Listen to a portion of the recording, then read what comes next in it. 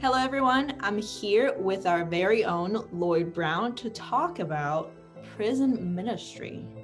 Did you know we have one? Yes, we do. And we're going to talk about it now.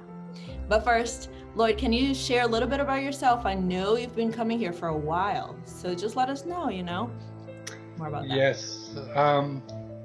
Actually, I started coming to Tikvat around 98 or so, maybe actually a little bit before then. And one of the things that drew me in was one, the Jewish community, and two, the Jewish festival days were very exciting for me to learn about because I knew nothing about them before that. And the music, the people, oh wow. Could not experience anywhere else but at Tikvat, and I really fell in love with the place. And you've been involved in several things, right? You've been an elder here, you've been all sorts of things. Yeah, one thing that I loved doing particularly was manding the front door, welcoming people in. I absolutely loved that job because you could express your love for the place, what's going on here, what's different, and it was always exciting. I was always at Tikvat an hour before the doors opened just because I was just so excited. And you were the first one who talked to me. It first started in a church. There was an elderly man that stood up in front of the congregation to talk about prison ministry. He basically was asking for help. He says, I need help. And at that time, I was really searching for a ministry. The Lord was definitely calling me to do something. I didn't know what. So he made the offer. I contacted him, started going to prison with him, got the idea of what prison ministry was all about. When I got to Tikvat, here's all this Jewish stuff I didn't know anything about. So I really felt kind of abandoned. I didn't have a ministry anymore. And I was praying. I was praying constantly, Lord, show me the ministry that you want me here at Tikvat. After I was there a couple years, it was really a strange thing.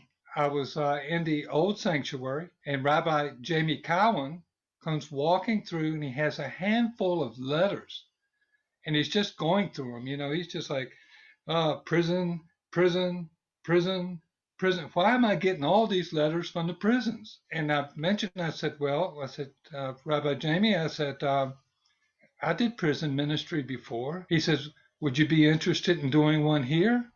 And I said, yes. And that was it. That was the beginning of it. You never quite totally understand what's taking place each and every time you go because it can change rapidly. But generally speaking, after you get through the main entry, it's normally a regular classroom that you would meet in. And the most important person in the prison is the chaplain. The chaplain is my main contact for everything. They set up the religious services. They're the ones that sign up people that want to attend. You get into your classroom. They call the inmates in. They set things up. And then we begin a regular service. We do a Messianic Jewish service at the prisons. We do a little bit of the cantering. We do a little bit of singing. And then, of course, we're always getting to the word. It's kind of like an open forum because I want input from everybody that's there. If you have a question on something that we're studying, I want to hear your question and I want to be able to answer you. And I think that has helped many inmates over the years in understanding God's word. And you also do Passover Seders. Oh, There. absolutely. Yeah, my Everything first that, one was there with you. yeah, yeah. That's something too that's worked through the chaplains. They set everything up. I let them know my needs. And they set everything up, which is great. Everything that's done in the Jewish community, I do in the prisons. And that's why a lot of times at Tikvat, they didn't see me at the Jewish Seder because I was doing Seders all over. One particular year, I did 6 Seders in a row from Wow. one prison to another. That was a very busy day. Yeah. But gospeling is by far the most important thing we do, regardless of where we do it, whether it's in a university, whether it's on the street. whether it's in a classroom somewhere. It really doesn't matter. But in prison, I have one unique factor. I have a captive audience. Just had to say that. I look at it this way.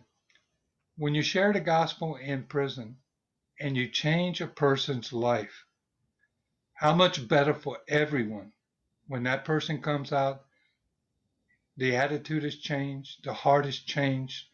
We got a new person. And I look at it as I would like to have that person as my neighbor. Is the way that I go into prisons. I want to change life. Well, of course, I can't change lives. Only the Lord can. But I want to give them the opportunity to change their lives in a positive way. And that's where I go.